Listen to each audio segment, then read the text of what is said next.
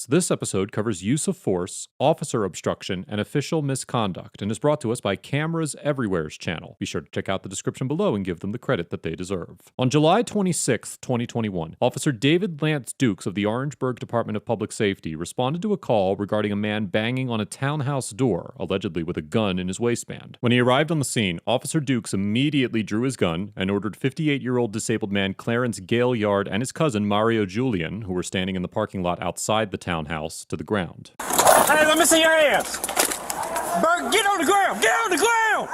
Get on the ground right here. Get on the ground. You, burgundy shirt, get on the ground. Over here. On the ground. On the ground. Get on the ground. Do you not listen?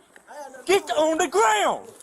Mr. Gilliard attempts to comply with Officer Dukes' orders by getting onto his hands and knees, but Officer Dukes forcefully uses his foot to attempt to force Mr. Gilliard all the way to the ground, causing his head to violently hit the pavement. In the 1989 case of Graham versus Connor, the Supreme Court explained that the Fourth Amendment requires a police officer's use of force to be quote-unquote reasonable under the circumstances, and identified 3 factors that courts should consider when determining whether an instance of force was reasonable. These factors include, quote, the severity of the crime at issue, whether the suspect poses an immediate threat to the safety of the officers or others, and whether he is actively resisting arrest or attempting to evade arrest by flight. More recently, in the 2016 case of Armstrong versus Village of Pinehurst, the Fourth Circuit, which includes South Carolina, held that, quote, non-compliance with lawful orders justifies some use of force, but the level of justified force varies based on the risks posed by the resistance. Even purely passive resistance can support the use of some force, but the level of force an individual's resistance will support is dependent on the factual circumstances underlying that resistance. In this situation, the severity of the crime at issue was limited at best, although Officer Dukes claimed to believe that Mr. Gilliard had a gun at the beginning of the interaction. However, at the time Officer Dukes used force against Mr. Gilliard, it was clear that he did not pose an immediate threat, as he had raised both of his empty hands above his head before getting on his hands and knees. Finally, Mr. Gilliard was not resisting arrest in any way. In fact, he was attempting to comply with Officer Dukes' commands when the force was employed. Under these circumstances, it is highly likely that a court would conclude that Officer Dukes' use of force against Mr. Gilliard was neither justified nor reasonable. Is there a gun back there? Ain't no gun. By that truck. Ain't no gun. You're not listening, dude.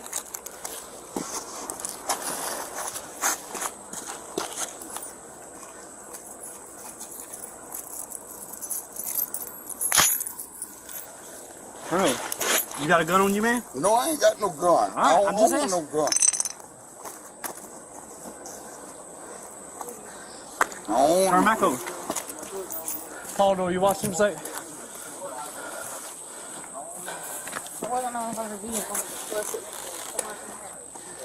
He had something. I ain't own no gun. The door's unlocked, it's not always so. No, he was right here. Watch him. Go watch him. There it is. I don't own no gun. All right, that's what he had.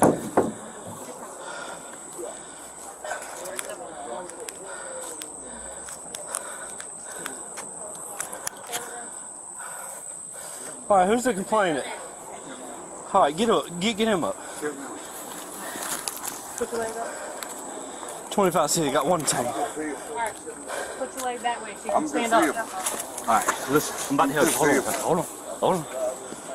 All right, ready? 1, 2, 3. All right. Yep. Listen. Yep, they slammed my head Listen. down on the cement. Yep. Go back inside. Go back in the house. Go back in the house. Ain't nobody talking to you. I got head drummer. Go back in the house. Yep. Y'all bust my head down. Yeah, I've been in an accident. Yep. Y'all bust my head down. You threw me down. I sure did. And- You wasn't listening. Yep. No, it ain't. You ain't to throw me down like that. I'm disability. Okay. I got head problem.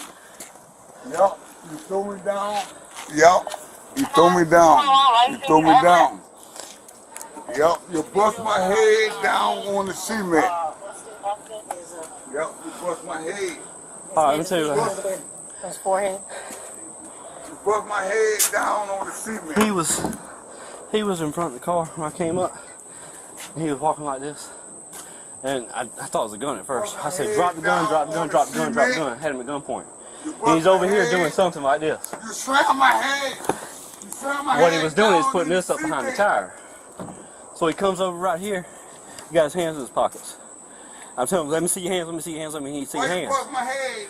He wasn't listening.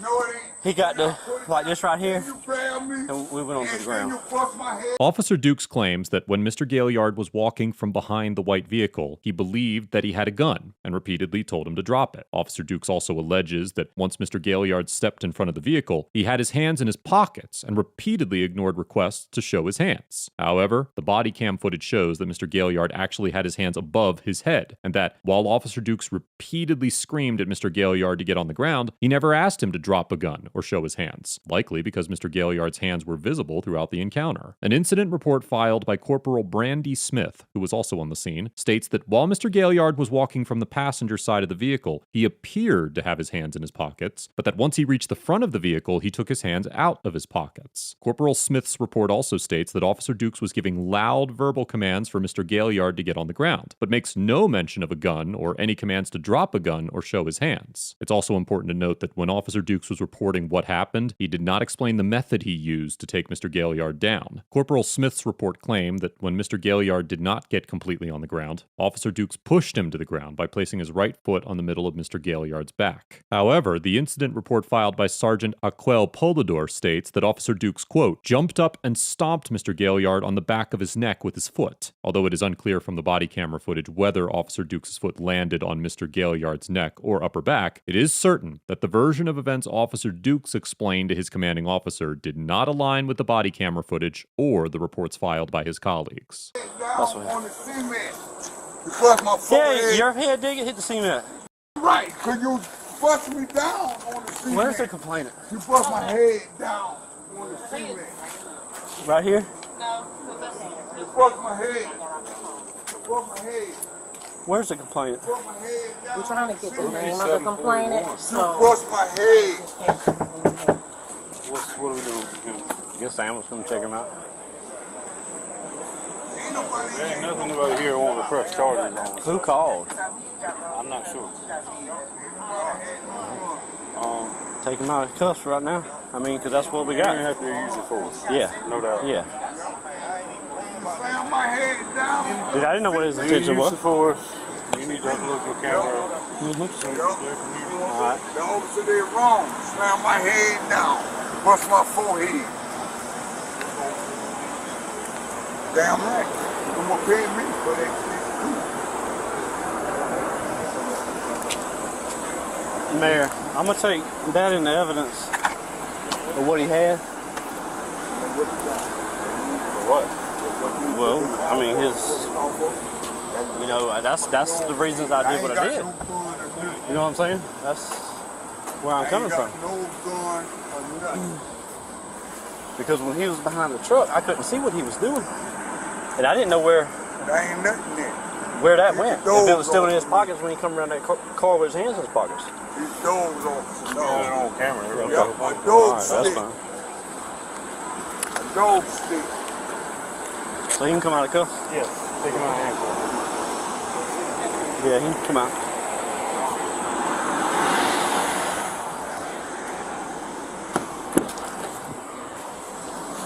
Oh, Lord.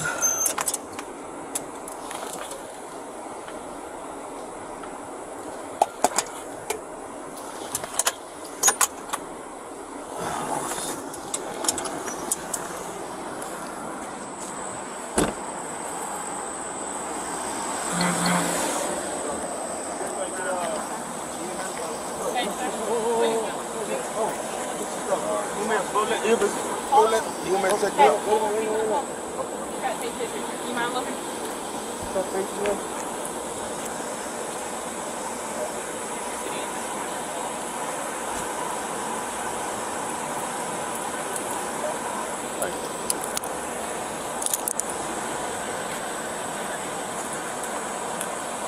Hi. Good, how are you? What's going on? Officer slammed my forehead down in the cement. Okay. You were wrong for that. Did you lose consciousness? Yeah. Listen. Dukes, can I get a card from you? I don't have one now. We don't have. What's your They badge don't number? give us cards. Okay, what's your badge number? 1059. Let me see if I can get my phone. Hold on. Hold on, we have cards. Okay. Thank you.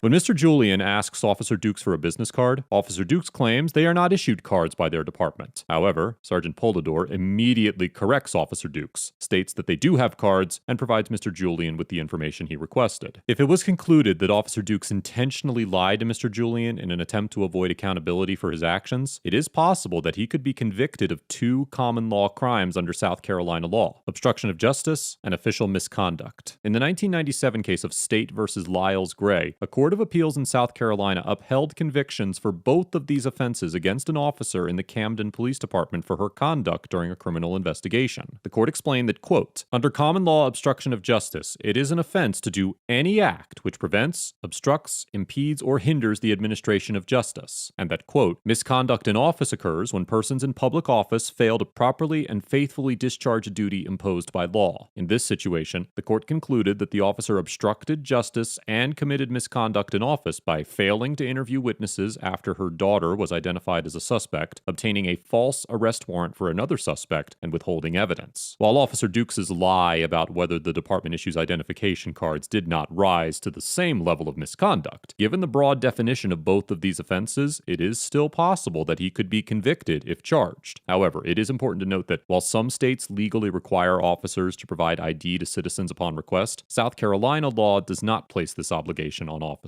Additionally, many police departments have policies requiring that officers identify themselves, but the Orangeburg Department of Public Safety's policy is not publicly available, and it is unclear whether their policy adheres to any form of officer identification guidelines. Yeah. Brandon, he can get his stuff off the car.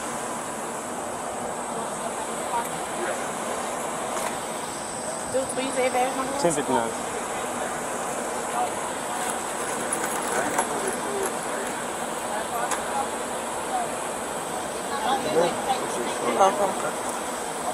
After Mr. Gailyard was treated by EMS, he and Mr. Julian were allowed to leave. 2 days after the incident, Officer Dukes was fired from the Orangeburg Department of Public Safety for violating the department's use of force policies, which, as stated before, are not publicly available. On August 25, 2021, former Officer Dukes was charged with first-degree assault and battery, which could carry a sentence of up to 10 years in prison. As of the date of this episode, Mr. Gailyard is represented by an attorney, but he has not yet taken any legal action against Officer Dukes or the department.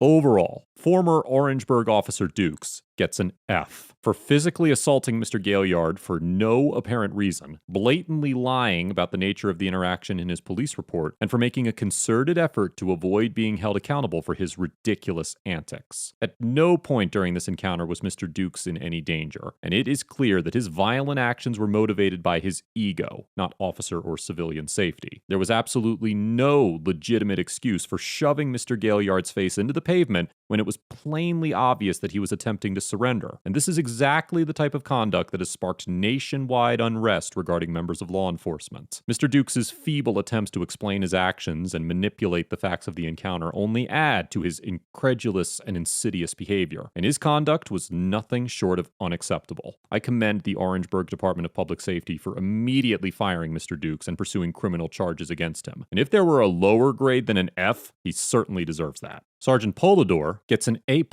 for remaining truthful and objective throughout the encounter, ensuring that Mr. Julian was given the necessary information to follow up on the incident, and for maintaining a calm, collected, and professional attitude throughout the interaction. Although it cannot be proven with any degree of certainty, I suspect that Sergeant Polidor was highly involved in the Orangeburg Department's decision to fire and charge Mr. Dukes, and the testimony that she offered in her incident report likely played a vital role in making certain that he was held accountable for his actions. Officers who witness acts of misconduct are often placed in a position where they must consider whether reporting that misconduct is worth the potential damage to their career that could arise from pursuing accountability for the actions of their colleagues. And it is all too common to see members of law enforcement justify the actions of their peers in any way they can to avoid facing the repercussions of speaking out against them. This notion was on full display in this very interaction, when Sergeant Meyer fist-bumped Mr. Dukes for an appropriate use of force, without knowing any of the details beyond what Mr. Dukes had told him. I I commend Sergeant Polidor for having the courage and conviction to hold Mr. Dukes accountable for his actions, and I sincerely hope that her actions inspire other officers who witness misconduct to come forward and do the same within their department. As for Mr. Gaillard and Mr. Julian, I cannot rightfully issue a grade to individuals whose actions were purely dictated by the conduct of the officers on the scene. Nothing the pair did was uncivil, and the two obeyed all the commands of the officers to the best of their ability without knowing the context of the encounter. It could certainly be argued that both Mr. Gaillard and Mr. Julian were both victims of police misconduct, one by way of physical violence, and the other by an attempt to avoid accountability. It should be noted that Mr. Julian made a legitimate effort to gather then Officer Dukes' personnel information, presumably in an effort to file a complaint against him, and I commend him for sensing that Mr. Dukes' actions were unlawful and doing what he could to hold him accountable.